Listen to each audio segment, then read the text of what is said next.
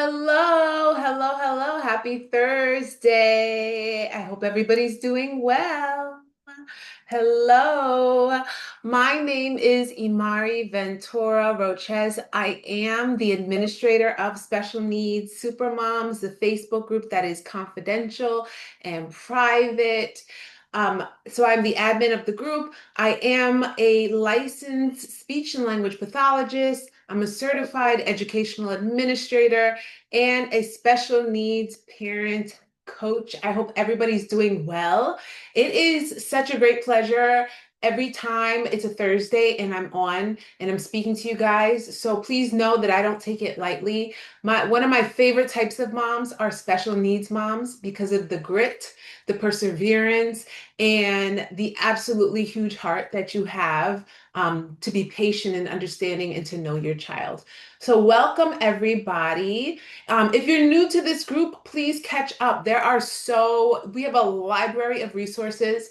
When you got into the group, you were tagged to a link tree where you can find, a vault of value. So please go in there, take a look. Just about every Thursday, well, no, not every Thursday.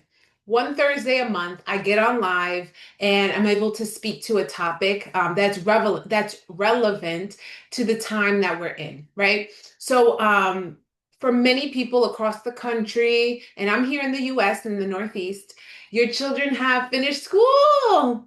Today was big. Today was, emotional because my big baby, who is 8, she had her last day of second grade.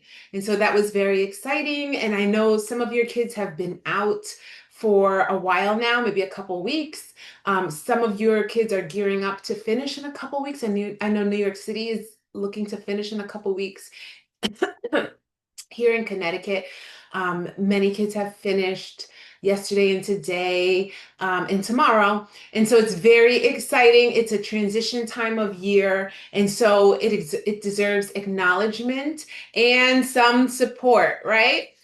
And so today's title rather, is support and structure, maintaining routine during summer break. Okay. I did a similar sort of live last year, June 2024. So if you want to go ahead and take a look, go into the archives and find it and watch it. And it is going to really, excuse me, really bless your lives. Um, a couple of things. Facebook has a new rule that after 30 days, they are eliminating videos. I don't know what that's about. But I surely don't want anybody to miss out. So if you haven't already, I want you to go to YouTube and subscribe to my channel at Communication Resources, okay? And just subscribe so that you have access to all the videos all the time and you'll be notified when there's something new, okay? Second order of business. Oh, I'm not really live today. I have a commitment today, Thursday, June 12th. So this is pre-recorded. Usually when I'm live, I'm able to answer questions during or right after. So if you do have a question, just put it in the comments and I will be notified. You can tag me if you really don't want me to miss it. And I will get back to you. Okay. So today is going to be a lot of fun. And let's start out talking about 5 reasons why children with special needs need ongoing support and structure during the summer months. And so I recognize that many of the moms in the group, your children have IEPs. And with that being said, as an administrator, I authorize IEPs to be 12 months and 10 months, right? What is the difference? 10 months is an entire school year, right? Commensurate with the gen ed population. So every state is so different, but I'll tell you in New York, for example, it's September through June, right? A solid 10 months of instruction.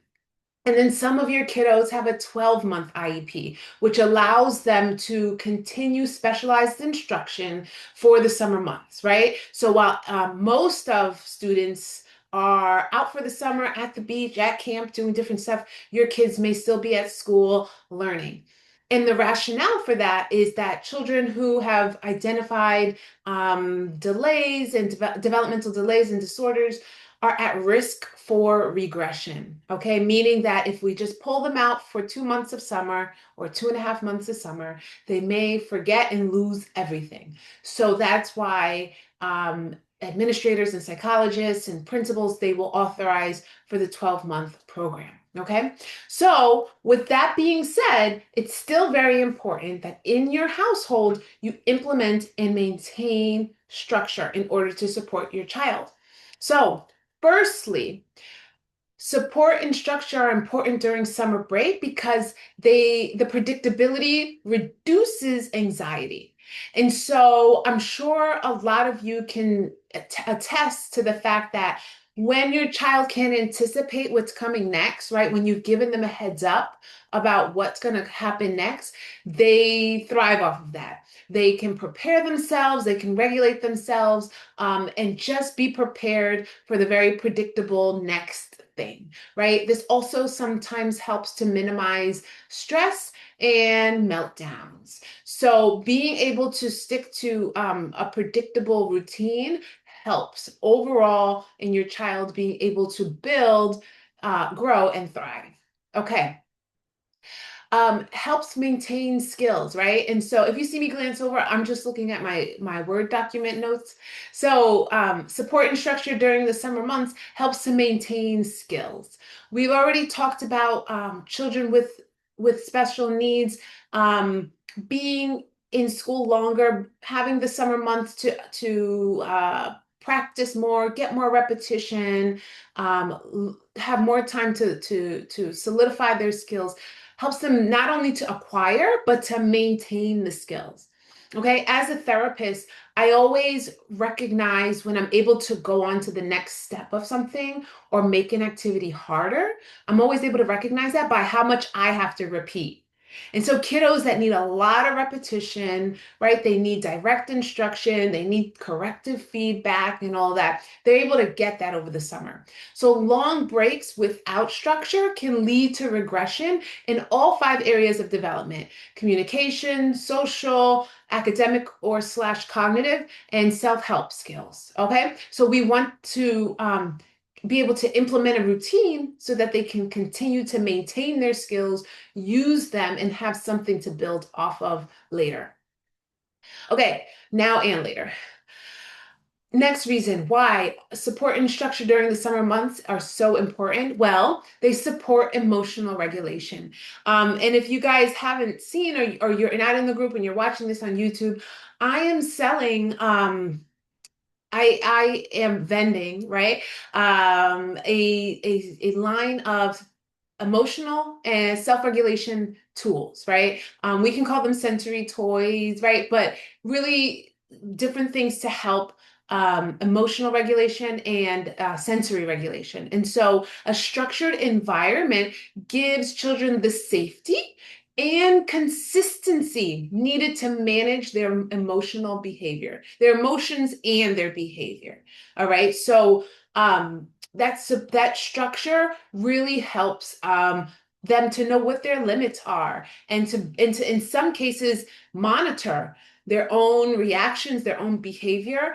And when you speak to them about it and really shine awareness on their triggers and what they're feeling, it might help to cap it, right? To really establish a limit to some of the meltdowns and the outbursts. So it's a positive thing for emotional regulation too. Support and structure during the summer months fosters independence. Who thought, right? Who would think that just implementing structure in your house and supporting them through routines would help to foster independence? It does. So routines allow children to practice familiar tasks independently, encouraging autonomy in daily living activities, especially your little ones. The activities of daily living are really what is is being worked on passively in the classroom. And so being able to have a familiar routine that they do, like put their jacket on the hook or put their, my kids, when they come in, they have to put their sneakers under the bench, right? Those little things, they're able to, if since they're routines and they're expected every day, they're able to do them by themselves. And they're able to reach their, their height and they're able to do it. They're able to, if they're able to get their cereal and pour their milk, that's something else that's really positive. The increased independence then promotes confidence. And I see it with my kids when they're able to open up the closet and put their, I have hooks, command hooks at their level, at their eye level, and they're able to put their jackets and their coats on there. They feel really confident that they've come in the house, that they followed their routine. It's been very structured, very orderly. They got their thing done, and they're really excited about it and they feel very confident. So support and structure during the summer months does foster independence. Okay. This part is very important when we don't think about this in June, right? We don't think about this at the beginning of summer break, but a supportive and structured environment eases the transition back to school in September, or if you're in another state, August, right? So it will ease the transition when it comes back to school. If they've been on task, if there's been a standard established at home and they've been constantly encouraged to reach that standard, to maintain that standard throughout the summer during breaks, then when school is back in session, there's really not that much of a shock when they have to go back to the school building and do the same thing, right? So the readjustment in the fall is not so intense. And that leads to a smoother start to the new school year, right? So that they're not really adjusting socially and emotionally back into the routines of coming into a classroom, putting their things away. They're not really burdened with that. More like they can focus on meeting their new friends, getting to know their new teacher, getting to know the new faces, whatever it might be. They can just focus on other things, which may make for a smoother transition back into the school year. I hope that this is really blessing somebody, that it's really on the spot for somebody. Okay, and please do share this, okay? Please do tag another mom from outside the group. If you're on YouTube, do press the arrow button and share, because there's a lot of moms who need to be encouraged and a lot of parents, caregivers that need the information. So let's speak about some ways to really provide support and structure during the summer months, okay? So the first one is create a visual daily schedule, okay? Use pictures, icons, written words, whatever, depending on your child's level, and include the tasks that you want them to do. You can add the times that you want them to, the intervals of time you want them to do it between. And so I know it sounds like a lot of work, and in some instances it can be, but it's very useful. And so I want to let you know this is something that I do at home. I do have visual schedules for both my kids. For those of you who don't know, I have a girl, she's 8, and then I have a boy, he is 4. And so for both of them on my refrigerator, I have visual schedules. Might be a little different from what you're imagining, but it's structure, it's routine, and it's a way to help keep them on task, okay? So we can start with my boy, who's 4. He is going to a fours program next in September, a preschool. This is his chart. So his name is on it, Israel's chore chart. And across the top in this row, you see Sunday, Monday, Tuesday, Wednesday, Thursday, Friday, Saturday. So all 7 days of the week, there's something for him to do, okay? And then there's a column right here that has a picture. So he doesn't read yet. We're still working on letter identification and sound correspondence. That's what we're working on with him. And then tracing too. So I have little pictures. I have pictures for him, and then I have words for me so that I remember what everything means. So his jobs in my home is to put away his clothes, brush his teeth morning and night. He has to get dressed by himself, he has to put away his toys and he has to water the plants. And he knows where the watering can is underneath the kitchen sink. And he does know how to fill it with water by himself. And so on it, I have these little circular Velcro tabs, and he loves dinosaurs. I mean, I don't know who else out there has a boy. My son loves dinosaurs. So he has a dinosaur foot or paw rather to put on each one. And so he does this. I let him do it. We talk about it. I say, Israel, well, did you get dressed today by yourself? Your clothes this morning and your pajamas at night? And he says yes, and he puts it on. And I ask him, Israel, did you put away your toys today? And then I go check if he did. And he says yes. I let him put it on. And then I asked him, Israel, did you water my plants?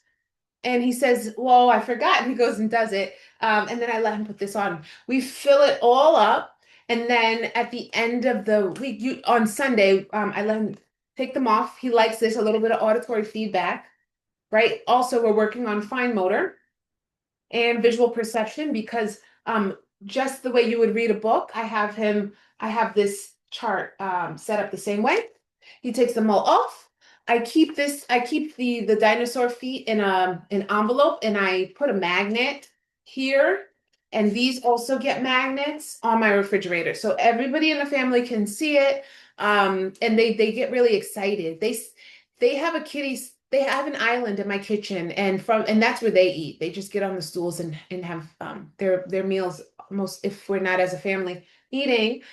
And they love to talk about, what they've done and all that. So a visual schedule is very important. My daughter's 8. She's completely literate, thank God. And so I don't have pictures for her. It's all words. I don't have her name on it, but she knows it's hers. I have the days of the week on in a row on top. And then here I have put away clothes, make bunk beds, both of them, clear bedroom because there's always things on the floor, clean dishes, as well as she loads them into the dishwasher. Reading, she has to read every night. And she has a math app that she has to do. And so she likes to she has a highlighter. There's a highlighter next to my refrigerator, and she just crosses it off and enjoys to keep track of it that way. She does it by herself. I don't even ask. I do check if the clothes have been put away, and I'm kind of watching, but she's a lot more independent than my son with the track. Also, right, because when you create your visual schedule, you make it unique and customized for your family. So for watering the plants, I don't have that. I don't have a Velcro here for all 7 days a week, right? The plants get watered every other day. So I have one for Sunday, one for Tuesday, one for Thursday, one for Saturday. And my son knows that. And he also knows if he misses a day, we don't water 2 days in a row because the plants can die. Okay, so it's a nice opportunity to work with them. So we're able to, with the visual schedule, just really reinforce the idea of a routine, just keep them on track with what their responsibilities are in the house. And this doesn't go away for the summer. If anything, as they continue to grow and get older, I just change the responsibilities to things that are more age appropriate, right? So my daughter, she's 8, she can manage washing the dishes by herself. My son, he'll have some other activity. We got a pet fish, and so I'm thinking to make that one of their jobs to feed the fish. So please do utilize schedules to keep your kids on task during the summer. Implement weekly themes or routines. So for example, Monday can be the day we go to the library. Wednesday is sensory play. Fridays could be water fun. So whatever it's going to be, and that's really going to depend on your family and what you guys have access to and where you live and what you like to do. We have a lovely park by us. My kids, their favorite thing is to take off their shoes and go and walk in the river. So, they know that we do that on Sundays. They know Monday, Tuesdays, Thursdays. They come to the gym with me. And so when they are able to have on this day of the week, this is what we do and implement weekly routines or a theme day that really helps to build anticipation and anchor the week. Okay. Since it's summertime, you can think of fun things that your kids like to do, but something that just everybody's really looking forward to makes it even better. Okay. Set clear expectations and behaviors. Uh, Set clear expectations for behavior and transitions. Okay. You can use social stories, countdowns, timers to help them prepare for changes in activities or outings. So I'll tell you, when it's time for my kids to leave the playground, they never want to, right?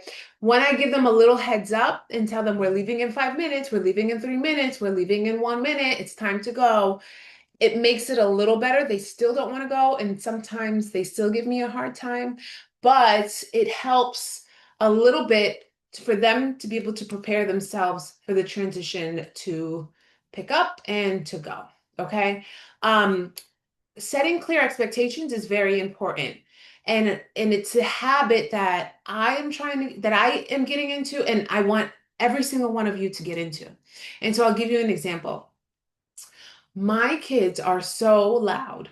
I mean, everybody knows we're coming. They just make so much noise. When we drive to a store and I park in the parking lot, before we get out of the car, I give them a clear expectation of what I want them to do and don't want them to do, right? So I explain to them, we're going into this store. Do not touch anything. Do not bounce balls. Don't pick anything off the shelf. Please be quiet. No screaming, no yelling. Please do not separate from me and go to the other side of the store while I'm over here. Okay. My son is 4. When he turned 4 and I put him in a shopping cart in the front section, he said, "But I'm 4." And I always tell him when we show up, I say, "Israel, you're going in the shopping cart. Doesn't matter. But when we're at the super, I tell him you're going in the shopping cart." So set clear expectations. Even if they have a hard time transitioning, you've given them just the more ability to get themselves together, to regulate and calm down, and to accept the idea before you begin. Okay? Also, other ways to offer support, structure, and provide um and excuse me, maintain routine during summer break is to offer choices within structure. So I've always done this as a therapist, even before I became a mom, because it would be a way to elicit language from children. But give your child, I would say, two choices, right? Um, and to give them, boundaries, but at the same time you're giving them independence while they're doing something. So um, they need to read, right? My daughter, that's on her chart, she has to read before the day is done, but she also has to take a bath. So the choice is, which one would you like to do first? Would you like to take a bath first, or would you like to read first? Right? But she's got to do both, but she can decide in which order she wants to do them. Okay. Um, some other examples would be, do you want to go to the park today, or do you want to go to the pool, right? If those are things you're able to capacitate, give them a choice and let them make the decision. Okay. And so then also another way to offer support and structure in order to maintain routine during the summer months is to include calming and regulation activities daily. So,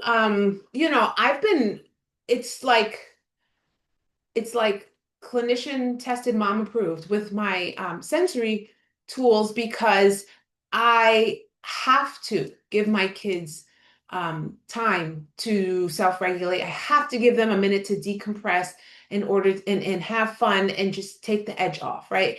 I noticed that coming home from school can be kind of stressful because there's such a high standard, and there's a lot of rigor. And then there's the academic demand all day long. So sometimes kids need breaks, right? They might need a sensory break. So if you look through the videos, you'll see some on when to give your child a sensory diet, right? Sometimes they need quiet time. Believe it or not, some kids just I see high schoolers virtually for therapy, and one young lady told me she got so upset with her mom because she after like a full day, the young lady, she's an adolescent, she just wanted to go home and she wanted to relax. She was really hungry. She just wanted to go home and eat and rest.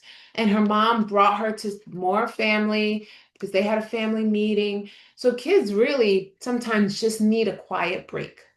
Um, and we see that, right? When we put them in the car and start driving and they fall asleep, they needed a break the whole time. Um, Mindful activities. So something like coloring, drawing, could be an intentional activity that's just still and quiet.